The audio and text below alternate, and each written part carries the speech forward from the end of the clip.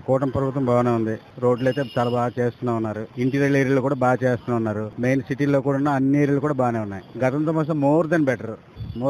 గతంలో అన్ని గుంతలు సిటీస్ లో కూడా ఉన్న కరెక్ట్ గా ఇది కూడా లేదు. అంటే ఏరియాల వైపు చూసినా కరెక్ట్ గా ఏం లేదు. కానీ ఇదైతే పర్ఫెక్ట్ గా ఉంది. కూటమి ప్రభుత్వం రావడం తర్వాత మెయిన్ రోడ్లు మాత్రం చాలా బాగా చేశారు.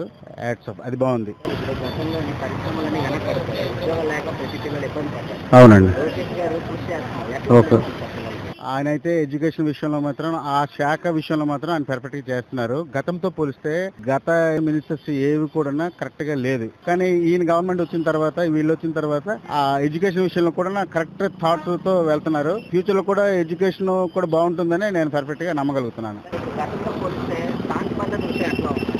లా అండ్ ఆర్డర్ విషయంలో మాత్రం గతంతో పోలిస్తే ఇప్పుడు మోర్ దెన్ బెటర్. గతంలో గొడవలు అవుతుండడం, తర్వాత సరైన కేర్ తీసుకోలేకపోవడం, అంటే పోలీస్ అధికారులు తీసుకోవాలనుకున్నా నాయకులు కొందరు తీసుకోలేకుండా చేయడం వల్ల కొద్దిగా ప్రాబ్లం గా ఉండేది. అయితే చంద్రబాబు మీద నమ్మకం ఉందంట. ఓకే, అందరికి కూడా ఉంది, నమ్మకం ఉంది. ఆయన చేస్తాడు. ఆయన కూడా పర్ఫెక్ట్ గా ఆయన వర్తబుల్ మనిషి. యాక్చువల్ గా అయితే టీడీపీ అంటే చంద్రబాబు నాయుడు ఎస్పెషల్ గా చెప్పాలంటే ఆయన వర్క్ మైండెడ్ ఉన్నాడు. చేయగలడు, ఆయన చేసి చూపిస్తున్నాడు కూడా. ఆయన గవర్నమెంట్ పరిపాలన అన్ని బాగుంది. Well good.